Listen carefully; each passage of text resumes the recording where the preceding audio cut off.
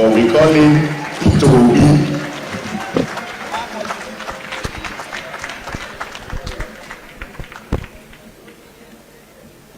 Your Excellencies, and our dear Father, Your Excellency, and my dear elder brother, Jonathan, let me respectfully stand on all due and existing protocols.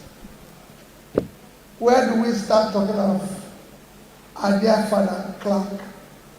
For somebody like me who has just been part of this 2023 election, he lived a life of courage, a life of sacrifice, a life of justice, a life that is valued.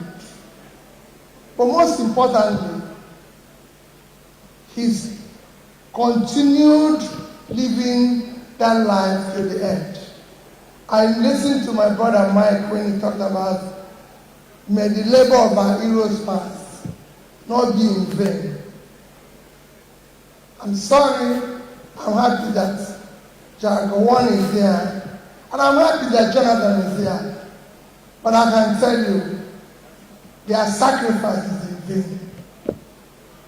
They've sacrificed for nothing. We're in this country when people were protesting, when there was no need to protest under Jonathan. Where are those protesters? Have they died?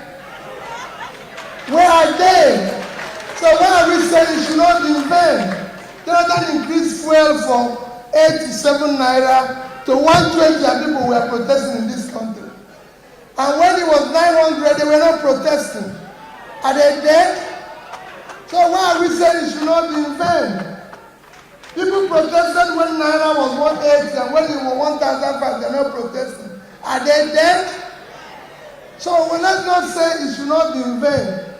I spoke a few days ago and people said I'm demarketing Nigeria. When it's true to be demarketed, World Bank has just shown that 75% of Nigerians in rural areas are poor. Is World Bank demarketing Nigeria?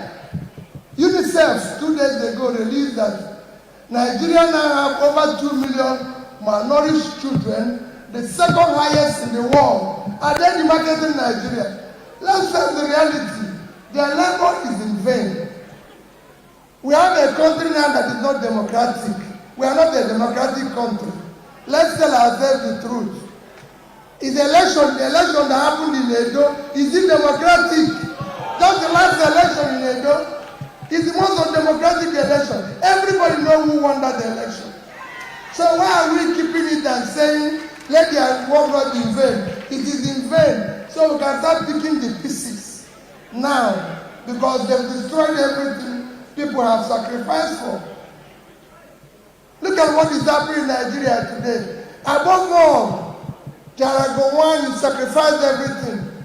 The country people sacrificed has turned into a crime scene. All we do today is stealing. You know, and we have to do something. All we need to do, he lived a courageous life. May God Almighty that called him home grant him eternal rest and grant us the courage to look into what our Father lived for and start picking our pieces. May God bless all of you.